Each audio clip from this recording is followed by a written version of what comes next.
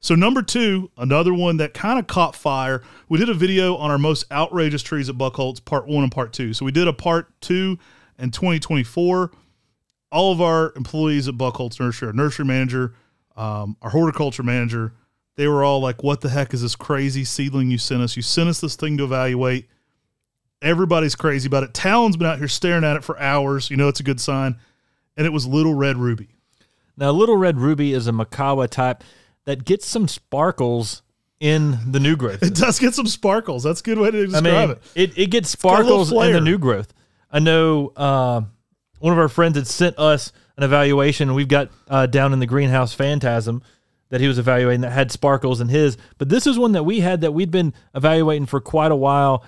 And the sparkles on this in the red new growth is really what makes Little Red Ruby stand out. Super slow growing. It keeps coming back. It's colorful. It's a red form. It was originally pulled aside for being a nice red. So it was in that Red Panda evaluation block. That was kind of the one of the competitors. I mean, we talk about going through thousands of trees. We looked through 20,000 Mikawa seedlings before we picked Red Panda. And Little Red Ruby was one of the last competitors to Red Panda.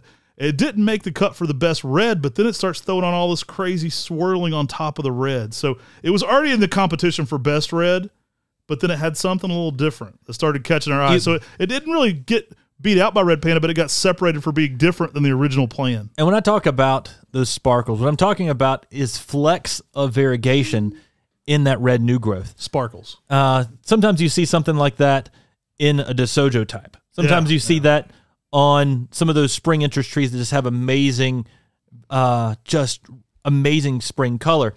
Dan Himes talked to me, and he said there are layers on a plant, and when one layer is removed, sometimes you see variegation. And I wonder if that's what's happened. Is some layer in the plant's genetics have been removed, and you're able to see some of the variegation that's causing those red colors.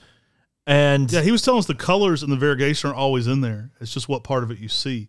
And so you can't ever add to it without doing some really next level gene stuff, but you can take away. Yeah. And so I wonder if that's what's happened with Little Red Ruby is we're actually seeing the sparkles, those flecks of variegation that are causing the red color. The sprinkles. Yeah. I mean, it is awesome. And maybe we'll need to rename it or something with sparkles or sprinkles. I don't know. I'll tell you, we sent this one out there as something. We already had it in production here. So we already had several here at MrMaple. We bought Buckholz Farm. We sent a 1 gallon to Buckholz Nursery and said, hey, put this in your stock house, keep an eye on it.